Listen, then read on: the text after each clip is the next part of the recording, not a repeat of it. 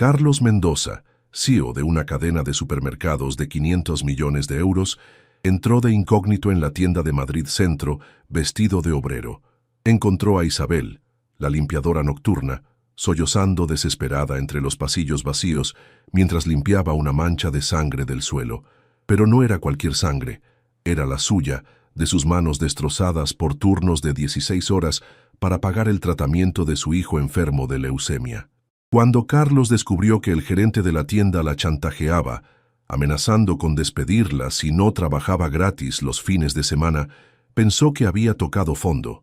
Pero la verdad era aún peor.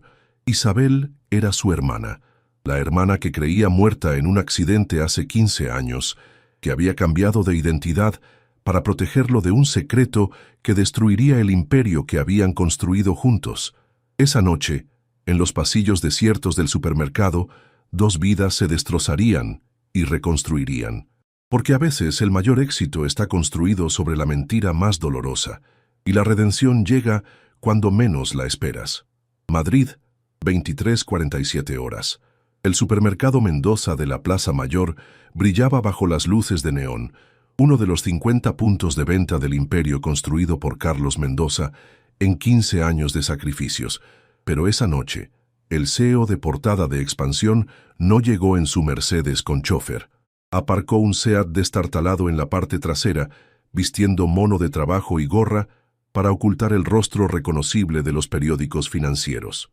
La operación Verdad había comenzado 3 meses antes, cuando los informes financieros mostraron anomalías en varias tiendas. Robos, desperdicios, rotación altísima de personal.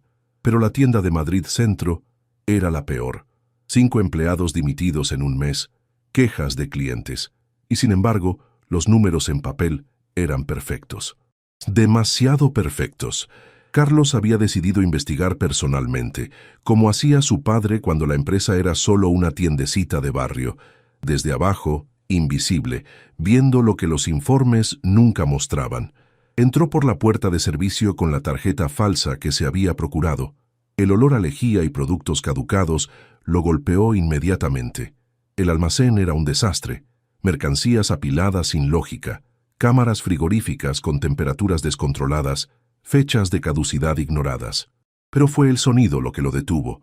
Alguien lloraba. Siguió el ruido a través del laberinto de estanterías hasta el pasillo de congelados. Una mujer estaba arrodillada en el suelo, los hombros sacudidos por sollozos, mientras frotaba una mancha oscura con movimientos obsesivos. Sus manos sangraban, la piel consumida por los detergentes industriales usados sin guantes. Bajo las luces fluorescentes, Carlos vio que la mancha que limpiaba era sangre, su propia sangre que goteaba mientras trabajaba. La mujer levantó la mirada al sentir sus pasos, y el mundo de Carlos se detuvo. Ese rostro demacrado por el cansancio, envejecido y marcado, pero con esos mismos ojos verdes que había visto cada día durante 20 años. La cicatriz en la sien izquierda, la que se había hecho al caer de la bicicleta cuando tenían 8 años. Las manos, aunque arruinadas, con esa forma particular de moverse que solo una persona en el mundo tenía. Isabel, su hermana Isabel, la hermana que 15 años antes había desaparecido tras un supuesto accidente de coche en los Pirineos, el cuerpo nunca encontrado, declarada muerta después de 7 años. La hermana con quien había construido los primeros pasos de la empresa, que lo había protegido de pequeño cuando los matones lo atormentaban, que había sacrificado su parte de la herencia para que él pudiera estudiar en ESADE. La hermana que había llorado durante años, cuya foto aún guardaba en la cartera, cuyo nombre estaba grabado en el memorial corporativo como cofundadora. Isabel, o la mujer que parecía Isabel, no lo reconoció. Bajó la mirada murmurando disculpas en un español con acento del este, volviendo a frotar con más fuerza. Carlos notó la placa. Katia Petrova, limpiadora nocturna. Documentos rumanos, 3 años de servicio, evaluaciones mediocres, salario mínimo. El cerebro de Carlos entró en cortocircuito. No podía ser ella. Isabel estaba muerta. Había identificado los efectos personales encontrados en el coche quemado, había organizado el funeral, había llorado sobre la tumba vacía. Sin embargo, esa cicatriz, esa forma de inclinarse cuando estaba cansada, incluso el anillo en el meñique, el anillo de la abuela que Isabel nunca se quitaba. Se acercó con las piernas temblando. La mujer se encogió, evidentemente acostumbrada a ser maltratada. De cerca no había dudas. Era Isabel, envejecida, destrozada, pero Isabel. Y ella lo miraba sin un atisbo de reconocimiento, o fingía magníficamente. Fue entonces cuando la puerta se estrelló, y el gerente de la tienda, Antonio Jiménez, entró como una furia. Hombre de unos 50 años, barriga prominente, con el aire de quien disfruta del poco poder que tiene. No notó a Carlos en la sombra, concentrado en Isabel. «Katia, ¿qué coño haces todavía aquí? Debías haber terminado hace 2 horas». Isabel, Katia, se encogió aún más. Con voz quebrada, respondió en un español entrecortado. «Perdón, señor Jiménez. Mancha difícil. Casi termino». «Casi terminas una mierda. Mañana es domingo. Te recuerdo que debes estar aquí a las 6 para el inventario extra. Y no pienses en pedir horas extras, conoces el trato. Trabajas gratis el fin de semana o el lunes no te presentes más. ¿Está claro?» «Sí, señor. Claro». Jiménez notó la sangre en el suelo y rió. Una risa cruel que le dio náuseas a Carlos. «Mira qué cerda eres. Limpia eso también. Y cómprate guantes, indigente. Me das asco». Se alejó no sin antes patear el cubo, derramando el agua sucia sobre los pies de Isabel. Carlos permaneció oculto, el corazón latiendo tan fuerte que temía que lo oyeran. Esperó a que Jiménez se fuera. Luego se acercó de nuevo a Isabel, que intentaba recoger el agua con trapos insuficientes. Tomó un trapo y comenzó a ayudarla. Ella lo miró sorprendida, casi asustada. De cerca, bajo la luz directa, vio otros detalles, cicatrices quirúrgicas en el cuello, signos de lo que parecía un trauma craneal importante, y en los ojos, además del dolor, un extraño vacío, como si faltara una parte de ella. Trabajaron en silencio durante 20 minutos. Luego Isabel, tenía que obligarse a pensar en ella como Katia, dijo con voz apenas audible: «Gracias. ¿Usted nuevo? No visto antes». El corazón de Carlos se rompió. No lo reconocía de verdad. Algo había sucedido, algo terrible que había borrado su memoria o la obligaba a fingir. Respondió tratando de controlar la voz. «Sí, primer día. Me llamo Miguel». «Katia», dijo ella extendiendo una mano ensangrentada, luego retirándola avergonzada. «Perdón, sucia». «No importa». Carlos tomó esa mano, la mano de su hermana, y la estrechó. Ella se sobresaltó, como si el contacto humano amable fuera ajeno. «¿Por qué lloras, Katia?» La mujer vaciló. Luego algo en ella cedió. Tal vez era el cansancio, tal vez la desesperación, o tal vez algo en la forma en que este desconocido la miraba. Sacó una cartera desgastada y mostró una foto descolorida. Un niño de unos 10 años, hermoso a pesar de la palidez enfermiza, sonriendo en una cama de hospital. «Mi hijo, Diego, leucemia. Tratamiento cuesta mucho, mucho. Yo trabajo siempre, pero no alcanza. Jiménez sabe, usa contra mí. Trabajo gratis o pierdo puesto. Pierdo puesto, pierdo seguro, pierdo seguro». La voz se quebró. Diego muere. Carlos pasó la noche en vela en su ático de Salamanca, la mente corriendo enloquecida. Isabel estaba viva. Trabajaba como esclava en su propia tienda. Tenía un hijo enfermo. No lo reconocía. Cada pieza del rompecabezas era más increíble que la anterior. Al amanecer llamó a su detective privado de confianza, el que usaba para las diligencias debidas empresariales más delicadas. «Quiero todo sobre Katia Petrova. Todo. Documentos, historial médico, familia, todo. Y quiero saber qué pasó realmente con Isabel Mendoza hace 15 años. Reabre el caso». Mientras esperaba la información, volvió a la tienda por la tarde, esta vez como cliente normal. Observó desde lejos. Isabel, Katia, trabajaba también de día, evidentemente en el segundo turno consecutivo. La vio casi desplomarse del cansancio, agarrarse a un estante, luego recuperarse y continuar. Jiménez pasó, le dijo algo que la hizo palidecer, e Isabel asintió sumisa. 2 días después el detective lo llamó. Lo que había descubierto estaba más allá de toda imaginación. Katia Petrova existía realmente en las bases de datos rumanas, pero la identidad había sido creada 15 años antes pocas semanas después de la desaparición de Isabel. Las huellas dactilares en la base de datos rumana coincidían con las de Isabel en el sistema español, pero habían sido alteradas en el sistema español, marcadas como error de archivo. La verdad era aún más impactante. Isabel no había tenido ningún accidente. Había huido. El detective había encontrado rastros de cuentas bancarias vaciadas, un billete de avión a Bucarest bajo nombre falso y, sobre todo, había encontrado al médico que la había operado. Cirugía plástica menor, alteración de las cuerdas vocales y algo más inquietante: cicatrices compatibles con intentos de borrar tatuajes o marcas identificativas. Pero el porqué seguía siendo un misterio. Hasta que el detective encontró la última pieza, una grabación de una cámara de seguridad de un banco de Andorra, el día antes de la desaparición. Isabel depositando un maletín en una caja de seguridad. Y con ella, un hombre que Carlos reconoció con horror: Nikolai Volkov, el jefe de la mafia rusa que 15 años antes había intentado apoderarse forzosamente de la empresa familiar. La adquisición hostil que habían rechazado, después de la cual Volkov había desaparecido, presuntamente de vuelta a Rusia. La caja de seguridad seguía activa, pagada por adelantado durante 20 años. Se necesitaba una orden judicial para abrirla, o la presencia de ambos titulares de la cuenta, y el cotitular era el propio Carlos, aunque nunca lo había sabido. Carlos decidió confrontar a Isabel directamente, pero con cautela. Volvió a la tienda como Miguel, el obrero. La encontró en el turno de noche, cada vez más destrozada. Había perdido más kilos en pocos días. Las manos estaban infectadas. Tosía sangre que intentaba ocultar. Trabajaron juntos en silencio. Luego Carlos comenzó a hablar de cosas casuales. Mencionó lugares de Madrid que conocían de niños, canciones que Isabel amaba, incluso el apodo que solo él usaba para ella. Cada vez veía algo moverse en sus ojos, un destello de reconocimiento inmediatamente suprimido por el pánico. Fue cuando tarareó la nana que su madre cantaba, esa antigua canción andaluza que solo ellos dos conocían, que Isabel se derrumbó, cayó de rodillas, agarrándose la cabeza, gritando de dolor.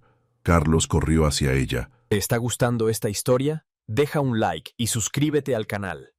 Ahora, continuamos con el vídeo. La abrazó, y ella lo miró con ojos llenos de terror y por primera vez reconocimiento. «¿Carlos?», susurró. «No, no, no, no puedes estar aquí. Tienes que irte, tienes que irte». Intentó levantarse, escapar, pero estaba demasiado débil. Se desplomó en sus brazos, temblando violentamente. Carlos la sostuvo fuerte, llorando, susurrando que todo estaba bien, que estaba allí, que la protegería. Tardó una hora en calmarse lo suficiente para hablar, y cuando lo hizo, la verdad era peor que cualquier imaginación. 15 años antes, Volkov había descubierto que Isabel estaba embarazada, el resultado de una breve relación con un compañero. El chantaje era simple. Debía robar los códigos de acceso bancarios de la empresa y transferir todo a Volkov, o mataría a Carlos y al niño que llevaba en el vientre. Isabel había hecho lo único que podía. Había fingido aceptar, pero en cambio había transferido el dinero a cuentas protegidas. Había puesto a salvo las pruebas del chantaje en la caja de Andorra. Luego había fingido su muerte y asumido la identidad de Katia para proteger a Carlos y salvar a su hijo. Volkov la había encontrado después de un año. La había torturado causando daños cerebrales permanentes que afectaban su memoria, pero Isabel no había cedido. Al final, Volkov le había dejado al hijo enfermo de leucemia, probablemente causada por las sustancias químicas a las que lo había expuesto, y la había condenado a una vida de esclavitud. Si alguna vez contactaba a Carlos o revelaba la verdad, ambos morirían. Durante 15 años había vivido así, viendo desde lejos a Carlos construir el imperio que habían soñado juntos, trabajando en sus propias tiendas bajo identidad falsa, usando cada céntimo para tratar a Diego. Y Jiménez era uno de los hombres de Volkov, colocado allí para controlarla. Carlos actuó con la precisión de un cirujano y la furia de un hermano traicionado por el destino. Primero, puso a salvo a Isabel y Diego. Los hizo ingresar en una clínica privada bajo nombres falsos, con los mejores cuidados posibles. Diego estaba grave, pero no desahuciado. Con las terapias adecuadas podía salvarse. Isabel necesitaba descanso, antibióticos y tiempo para sanar física y mentalmente. Luego comenzó la guerra.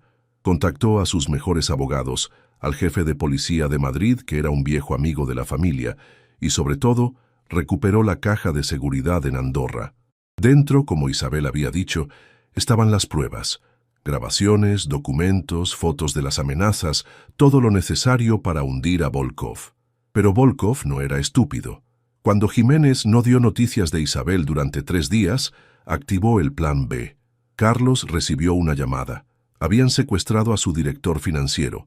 Daban 48 horas para transferir toda la empresa o empezarían a matar a un empleado cada hora. Carlos no cedió al pánico. En cambio, usó el arma que había guardado. Una grabación de Jiménez confesándolo todo a Isabel, pensando que estaba demasiado aterrorizada para hacer algo. La policía realizó redadas simultáneas en 12 lugares, arrestando a toda la red de Volkov en España. El propio Volkov fue capturado mientras intentaba huir por el aeropuerto de Barajas, pero el daño a la empresa fue inmediato. La noticia de que Supermercados Mendoza había sido infiltrada por la mafia rusa hizo desplomarse las acciones. Los proveedores se retiraron, los clientes boicotearon. En una semana el imperio de 500 millones estaba al borde de la quiebra. Fue Isabel, desde la cama del hospital, quien salvó todo. Su memoria, dañada pero no destruida, aún contenía el genio estratégico que había cofundado la empresa. Recordaba cada proveedor, cada contacto, cada secreto comercial. Pero sobre todo, tenía un as en la manga. Durante 15 años trabajando en las tiendas, había documentado cada ineficiencia, cada desperdicio, cada oportunidad perdida. Había escrito todo en cuadernos que escondía en el altillo de la tienda de Madrid Centro. Carlos recuperó los cuadernos, 23 en total, llenos de observaciones, ideas, estrategias. Era como tener una consultoría desde dentro durante 15 años. Isabel había identificado problemas que los gerentes no veían, oportunidades que los informes no mostraban, innovaciones que revolucionarían el retail. Juntos, hermano y hermana, lanzaron la operación Renacimiento. Carlos manejaba el lado público, las relaciones públicas, los inversores. Isabel, aún bajo identidad protegida, dirigía la estrategia desde las sombras. En 3 meses, implementaron cambios que aumentaron la eficiencia un 35%, recortaron desperdicios por 50 millones y, sobre todo, lanzaron una campaña de transparencia total que reconquistó la confianza de los clientes. La historia de Isabel, contada parcialmente para protegerla a ella y a Diego, se convirtió en símbolo de resiliencia. La limpiadora que había salvado la empresa desde dentro. Los empleados, sabiendo que una de ellos había sido la verdadera heroína, trabajaron con orgullo renovado. Las ventas no solo se recuperaron, sino que superaron los niveles previos a la crisis. Diego, mientras tanto, respondía milagrosamente a los tratamientos. Los mejores oncólogos pediátricos, las terapias experimentales que antes eran imposibles de pagar, estaban funcionando. La leucemia retrocedía. Por primera vez en años, el niño podía esperar un futuro. Un año después, en la sede central de Supermercados Mendoza, ahora valorada en 800 millones de euros, se celebró una ceremonia especial. Carlos anunció oficialmente el regreso de Isabel Mendoza como co-CEO. La historia completa nunca fue revelada. Demasiado peligrosa, demasiado dolorosa.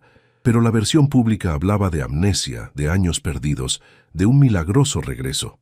Isabel, recuperada físicamente aunque todavía marcada, tomó el micrófono con manos que temblaban ligeramente.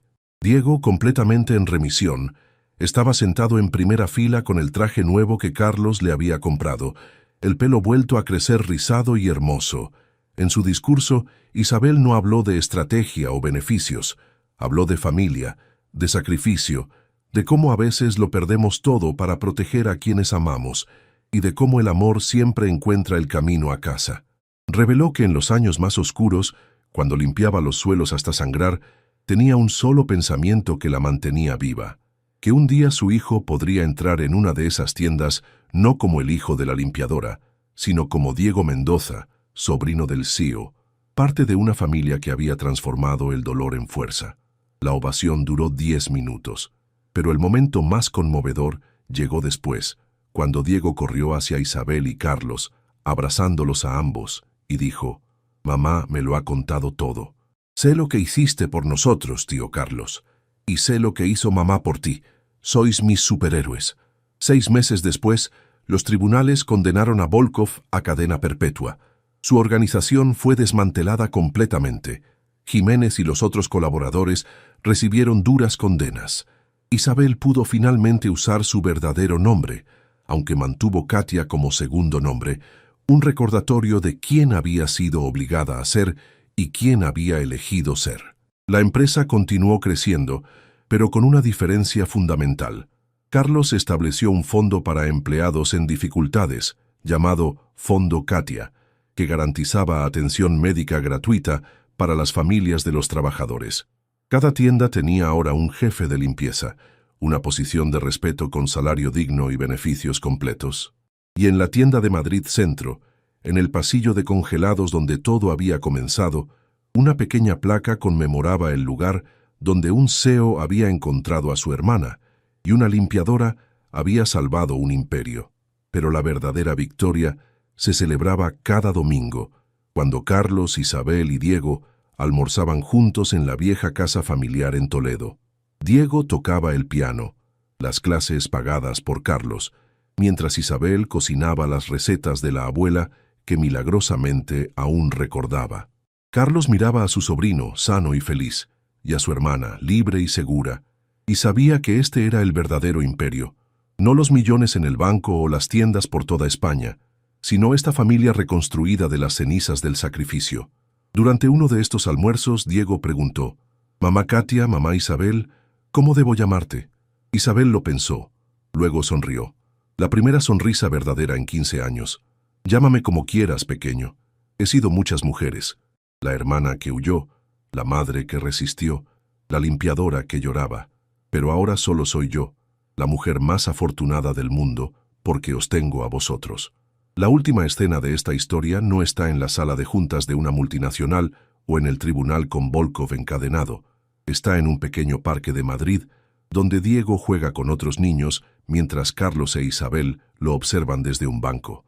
Un transeúnte los confunde con padre y madre con su hijo, y ellos no corrigen. Porque al final, ¿qué son sino una familia normal que ha atravesado el infierno y ha salido más fuerte? El CEO había entrado de incógnito en su tienda y había encontrado a la limpiadora llorando. Pero había encontrado mucho más.